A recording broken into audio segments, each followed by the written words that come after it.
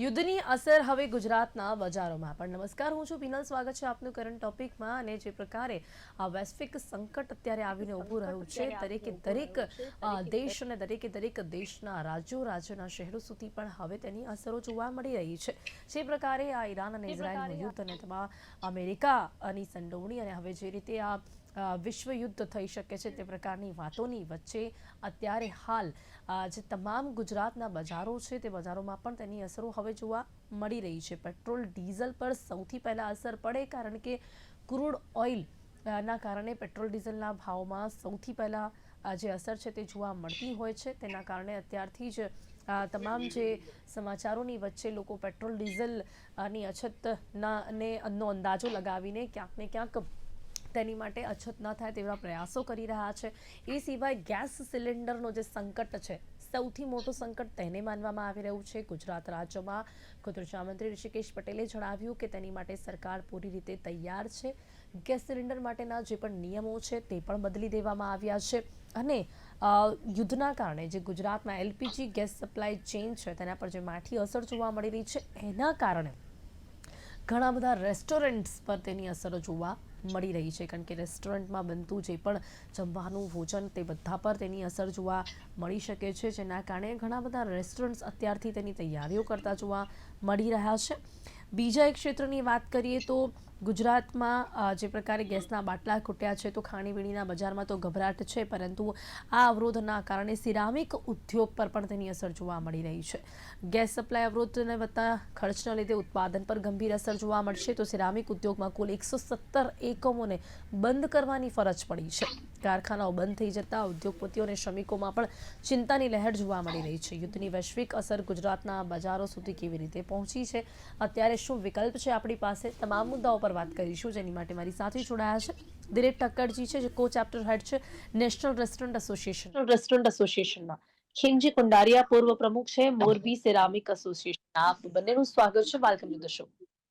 Thank you so much. Thank you.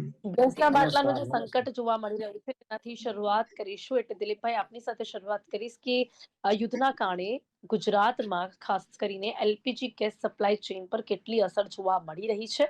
ગેસના બાટલાનું જે આ સંકટ મંડરાઈ રહ્યું છે તે ખરેખર ગુજરાતમાં ક્યાં સુધી પહોંચી ચૂક્યું છે? શું રેસ્ટોરન્ટ્સમાં અત્યારથી જ તેની અસરો જોવા મળી રહી છે? સૌથી પહેલા Pinalben, thank you so much two invite me on your channel. અમદાવાદમાં જી જી 75% રેસ્ટોરન્ટો અદાણી ગેસ પાઇપલાઇનથી સંકળાયેલી છે, એટલે એ સપ્લાયમાં હજી સુધી કોઈ મુશ્કેલી નથી આવી.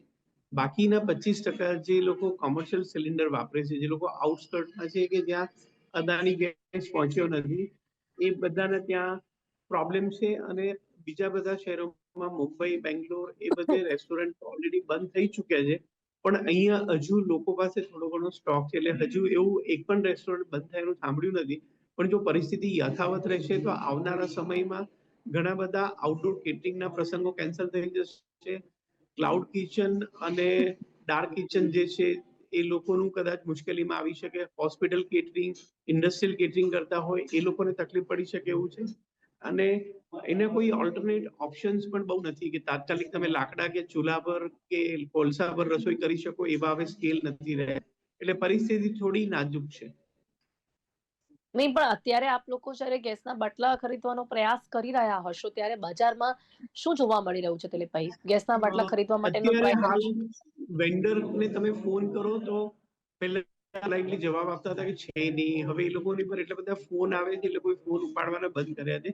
કારણ કે એ લોકો ઉપરથી જ આઈ થિંક અમારા નેશનલ રેસ્ટોરન્ટ એસોસિએશને છે દિલ્હીને બધી દોડાદોડી કરી, તો એમાં એક ફરમાન સરકારનું એવું છે કે કોમર્શિયલ બાટલાઓ રિફિલ ના કરો, ડોમેસ્ટિક પર ફોકસ કરો. કે રેસ્ટોરન્ટ બંધ રહે અઠવાડિયું તો કંઈ ફરક નથી પડતો, પણ કોઈના ઘરનો ચૂલો બંધ ના રહેવો જોઈએ. એટલે કોમર્શિયલ સિલિન્ડર રિફિલિંગ જ કમ્પ્લીટલી હોલ્ડ પર છે. અને જેટલા લોકો પાસે સ્ટોક હતો એ બધો એક્ઝોસ્ટ થઈ ગયો છે. એટલે અત્યારે હાલ નવું કોઈ સિલિન્ડર ક્યાંયથી ખરીદી શકે એવી પરિસ્થિતિ નથી.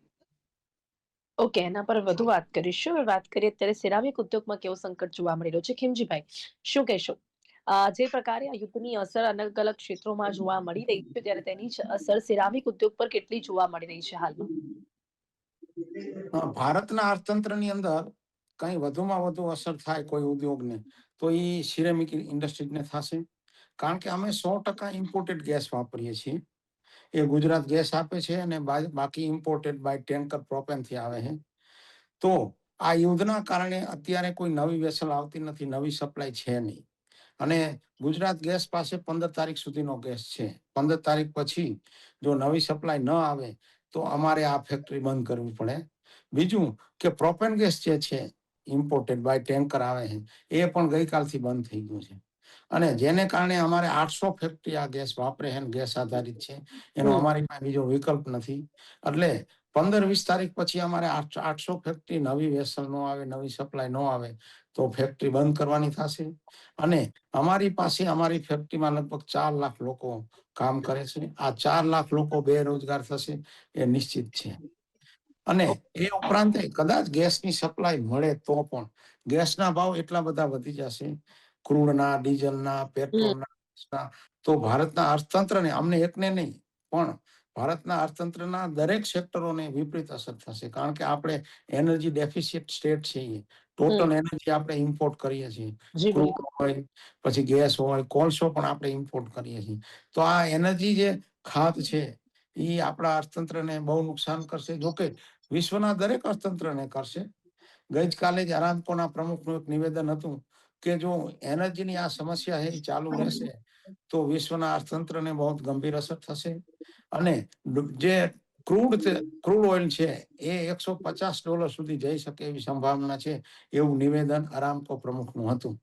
જી બિલકુલ ખીમજી, હવે થોડુંક ખીમજીભાઈ આપણે થોડુંક હવે એ પણ જાણી લઈએ કે સિરામિક ઉદ્યોગ છે કેટલું અને કઈ રીતે ગેસ ઉપર નિર્ભર છે, કેવી રીતે ગેસ ક્યાંથી આવતું હોય છે અને કઈ રીતે ઈરાન અને ઇઝરાયલ અને અમેરિકાનું જે યુદ્ધ ચાલી રહ્યું છે તેના કારણે આ બંધ થયું છે. થોડું પ્રેક્ટિકલી પણ તેને સમજવાનો પ્રયાસ કરીએ, ક્યાંથી કઈ રીતે આ ગેસના માટલા પર આ જે ઉદ્યોગ છે તે નિર્ભર છે અને ક્યાંથી આ ચેન બંધ થતી જોવા મળી રહી છે. પેલા તો કતરથી આપણે ગેસ આવે છે. ગુજરાત ગેસ જે ગેસ આપે, અદાણી જે ગેસ આપે છે એ કતરનો આવે છે.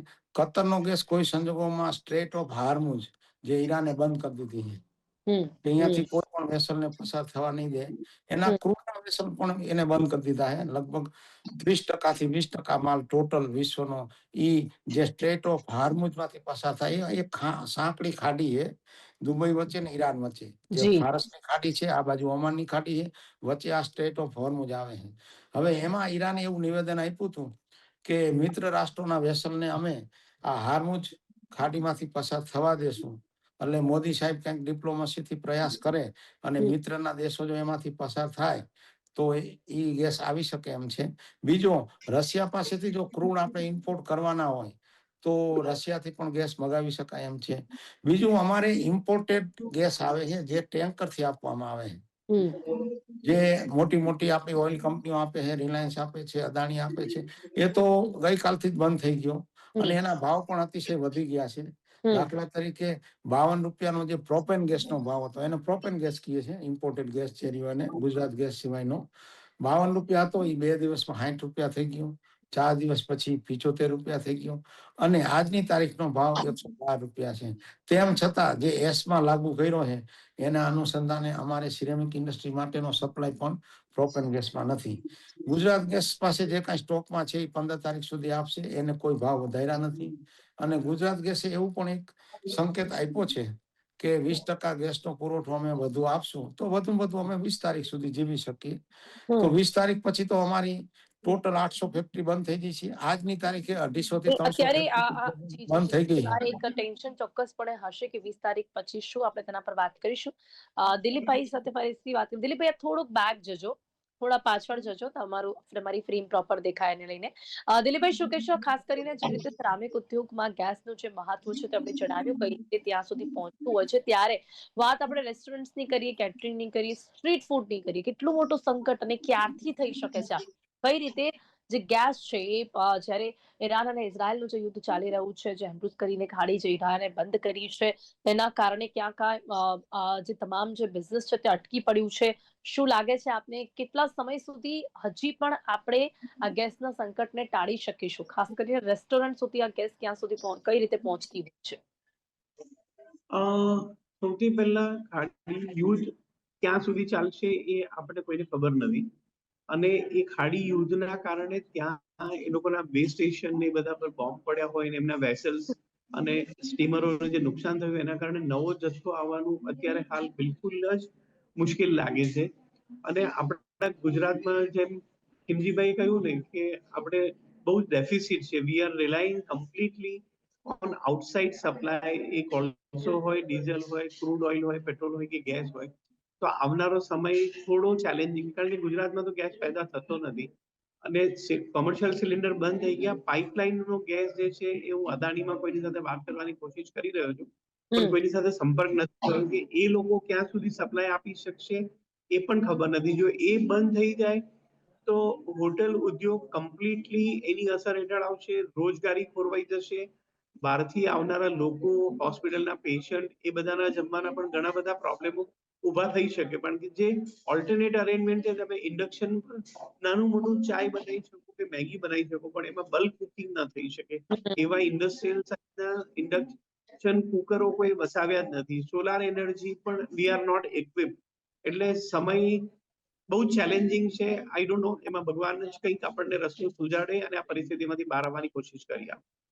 પણ આપણે કેટલા અંશે માત્ર ને માત્ર એ ખાડી અને ઈરાન ઉપર જ ડિપેન્ડન્ટ છીએ આ ગેસ માટે? જો કારણ કે અમદાવાદ શહેરની વાત કરીએ તો there are at least 10,000 restaurants are there. ખાણીપીણીના 10,000 ગણી શકાય, જેમાં fine dining, casual dining, QSR, street food અને અનઓર્ગેનાઇઝ સેક્ટર, પછી ક્લાઉડ કિચન, આઉટડોર કેટરિંગ, એ બધા આવી જાય. તો એમાં 70% લોકો પાઇપલાઇનના ગેસથી સંકળાયેલા છે. એટલે 30% લોકોને તુરંત અસર થશે. બાકીના 70%ને જ્યાં સુધી પાઇપલાઇનનો ગેસ મળશે ત્યાં સુધી વાંધો નહીં આવે. જી.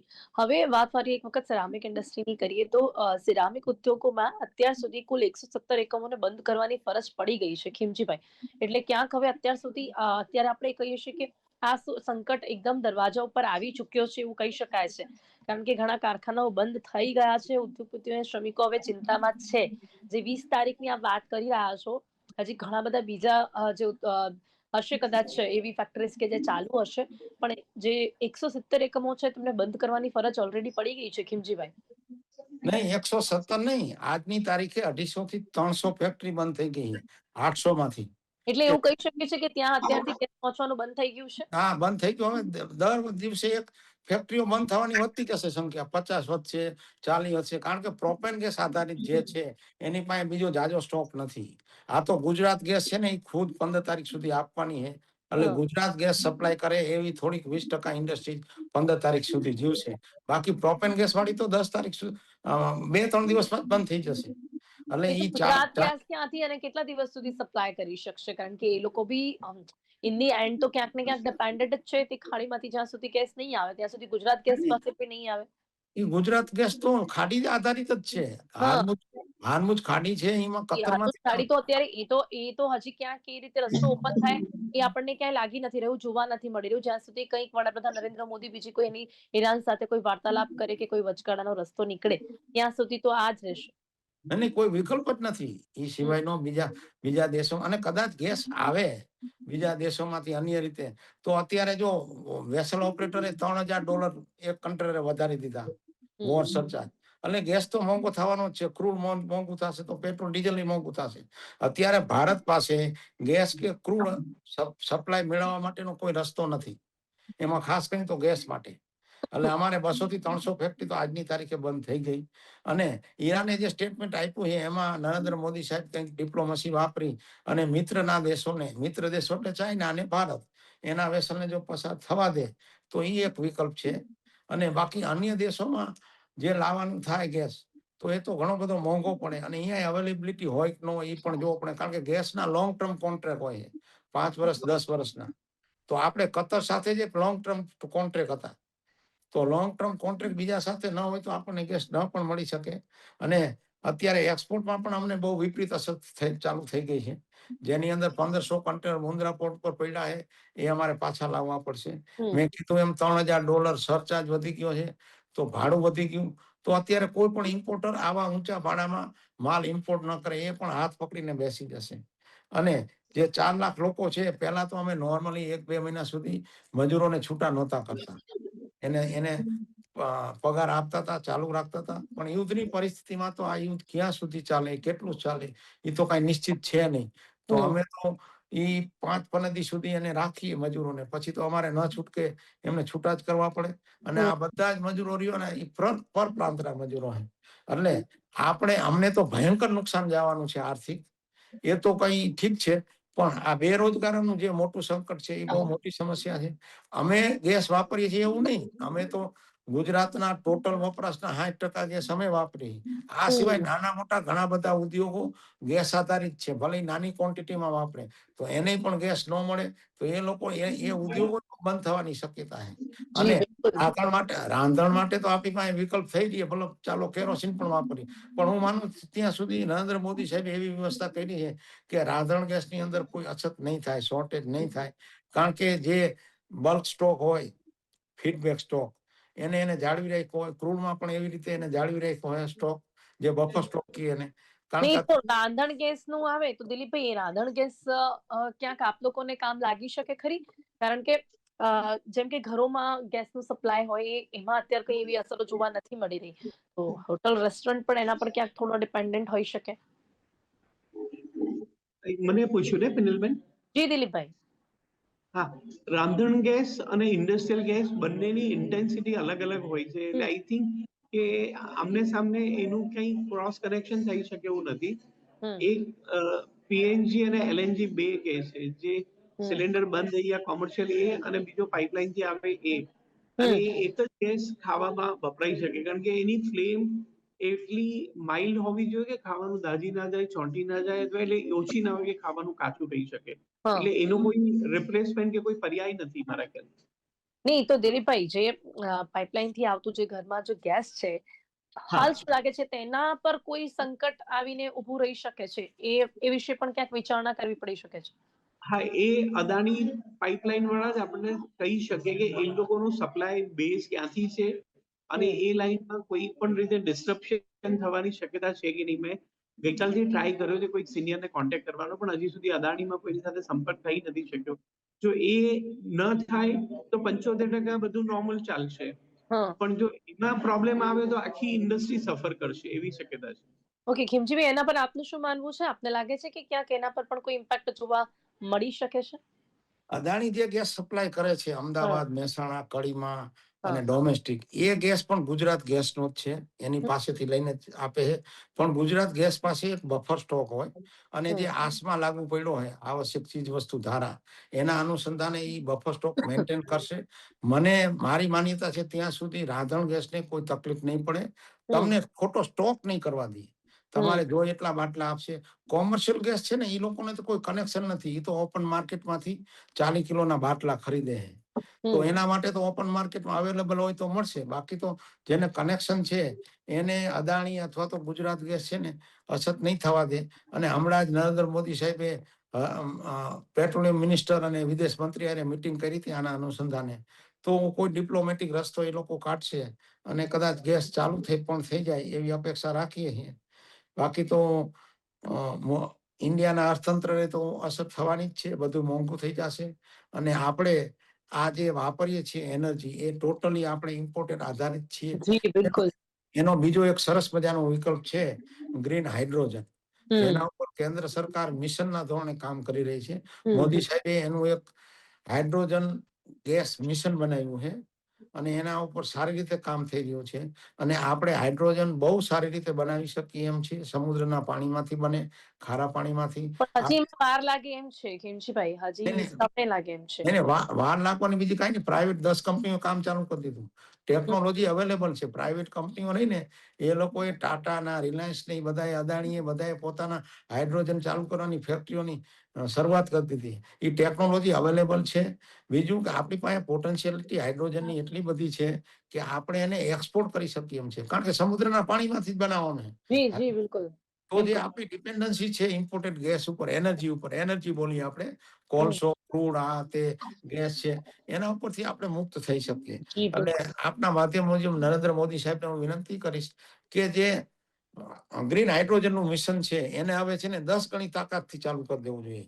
કાર પણ ટેસ્ટિંગ થઈ ગઈ છે, હાઇડ્રોજન ગેસની કાર પણ ટેસ્ટ થઈ ગઈ છે. જી બિલકુલ, અને એ દિશામાં ચોક્કસપણે વિચારણા ચાલુ થઈ ગઈ હશે, કારણ કે અત્યારે જે પ્રકારની પરિસ્થિતિ છે ને એકમાત્ર તે વિકલ્પ છે, અને એની માટેની આપણી પાસે પૂરી તૈયારી પણ છે. તો ચોક્કસપણે એ વિચારણા શરૂ થઈ ગઈ હશે. ને અંતમાં દિલીપભાઈ શું કહેશો, ખાસ કરીને અત્યારના સમય સુધી, હવે આવનારા કેટલા દિવસ સુધી રેસ્ટોરન્ટ સફર કરી શકશે? આપના ત્યાં અત્યારે કેટલો ગેસ સ્ટોક છે? હવે માર્કેટમાં શું સ્થિતિ જોવા મળી રહી છે? આવનારા દિવસોમાં શું સ્થિતિ હોઈ શકે છે? જ્યાં સુધી અદાણીનો ગેસ મળ્યા કરે ત્યાં સુધી કોઈ પ્રોબ્લેમ નથી, અને એમના તરફથી કોઈ ઇન્ટિમેશન કે ઇન્સ્ટ્રક્શન નથી કે હવે અમે રાશન કરીશું, કે એક ટાઈમ આપીશું, કે એક ટાઈમ નહીં આપીએ, કે 2-3 દિવસ સુધી ચાલે એટલો ગેસનો સપ્લાય છે. એટલે જે લોકો અદાણી પાઇપ ગેસ વાપરી રહ્યા છે એ લોકો અત્યારે હાલની ઘડી સુધી સલામત છે અને બધું સરસ ચાલી રહ્યું છે. પણ જી ખબર બિલકુલ. નથી કે ક્યાં સુધી ચાલશે, એટલે એ જી અનસર્ટેનિટી છે, એ ક્યાંકથી જોવાનું રહેશે. ચોક્કસ અને જે માહિતી મળે રીતે તો. જી બિલકુલ, બિલકુલ. અને જે રીતે ખીમજીભાઈએ પણ કહ્યું કે સિરામિક ઉદ્યોગમાં 20 તારીખ પછી હજી પણ વધુ સંકટ આવી શકે છે, ત્યાં સુધીનો સ્ટોક છે.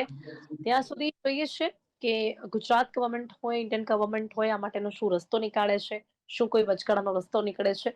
સમય અહીંયા સમાપ્ત થાય છે. ખેમજીજી, દિલીપભાઈ, આ બંને મારી સાથે ચર્ચામાં જોડાવા બદલ આપનો ખૂબ થેન્ક ખૂબ યુ. આભાર. Thank you so much. Thank you so much. Okay, thank you thank for you. the giving the opportunity to જી give the voice to my thank you industry. So much Khemjibhai, thank you so much.